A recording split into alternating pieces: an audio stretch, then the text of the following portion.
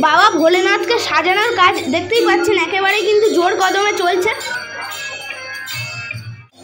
তো ফাইনাল লুকটা দেখে নাও বাবা ভোলেনাথের, খুবই কিন্তু সুন্দরভাবে সাজানো হয়েছে।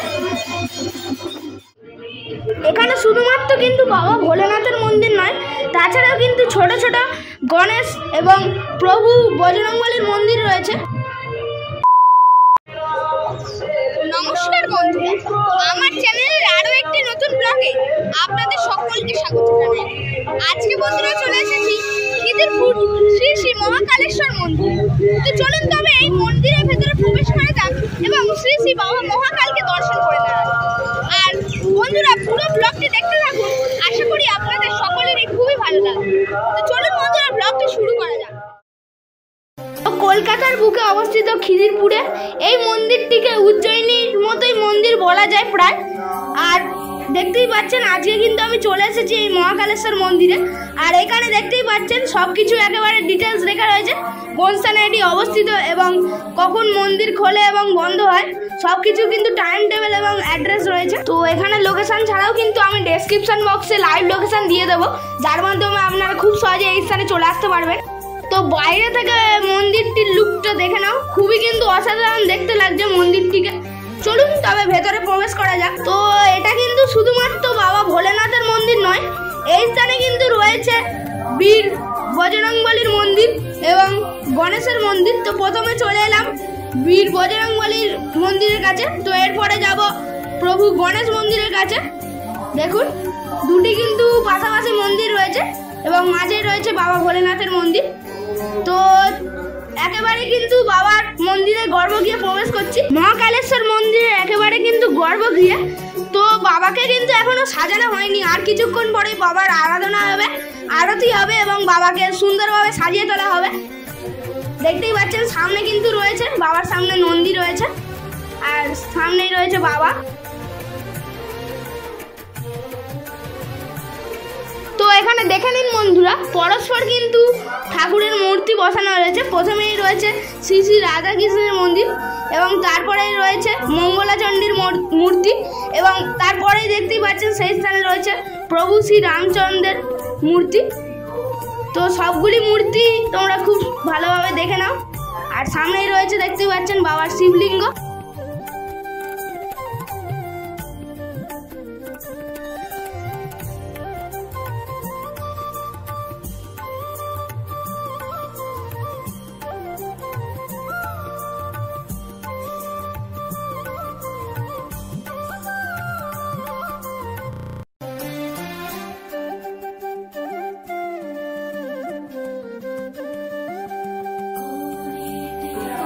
তো এখানে কিন্তু বাবাকে দুবার সাজানো হয়, এটা কিন্তু প্রথম পর্ব হচ্ছে বাবাকে সাজানোর।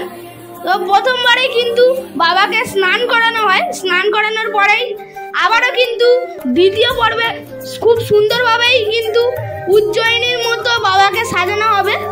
তো অবশ্যই আপনারা পুরো ভিডিওটি দেখতে থাকুন, যার মাধ্যমে আনন্দ উপভোগ করতে পারবেন আপনারা। তো প্রায় কিন্তু শেষ হয়ে এসেছে এবারে সাজানো। তো আর কিছুক্ষণ পরে কিন্তু বাবাকে স্নান করানো হবে এই স্থানে।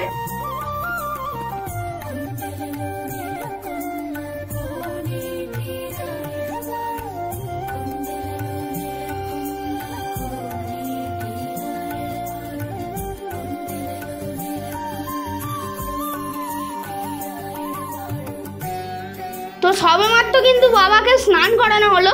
আর দেখতেই পাচ্ছেন বাবাকে কিন্তু বেলপাতা দিয়ে সুন্দরভাবে পরিষ্কার করে দেওয়া হচ্ছে। বাবাকে কিন্তু পুরোপুরি স্নান করানো হয়ে গেল। তো এবার চলে যাচ্ছি দ্বিতীয় পর্বের বাবাকে সাজানো। তো দেখতেই পাচ্ছেন বাবাকে সাজানোর জন্য কিন্তু খুব সুন্দরভাবে তোড়জোড় চলছে। আর এখনো কিন্তু পুরোপুরি সাজানো হয়নি, তাতেই কিন্তু খুবই সুন্দর দেখতে লাগছে বাবাকে। তো পুরোপুরি সাজালে কতটাই সুন্দর না দেখতে লাগবে অবশ্যই আপনারা বুঝতেই পারছেন।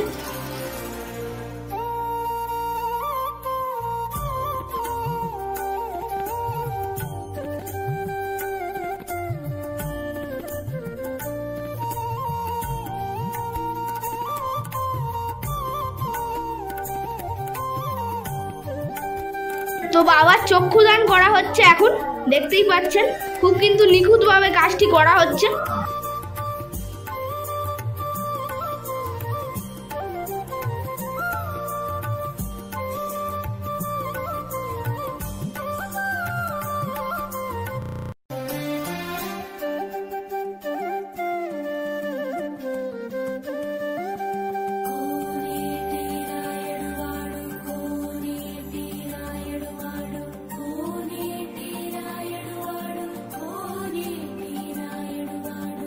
তো বাবাকে সাজানো কিন্তু একেবারে শেষ পর্যায়ে হয়ে গেছে।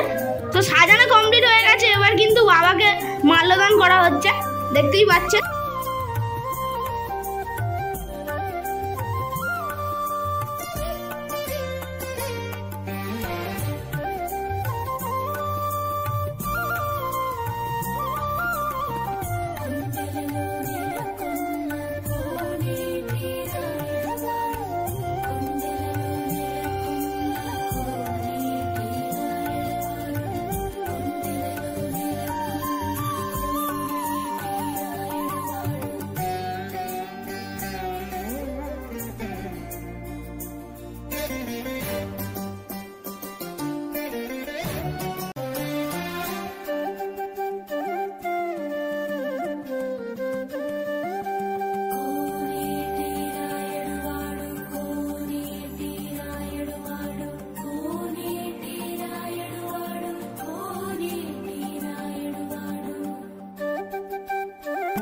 আর বাবাকে কিন্তু সাজানো হয়ে গেছে, দেখতেই পাচ্ছেন ফাইনাল লুক।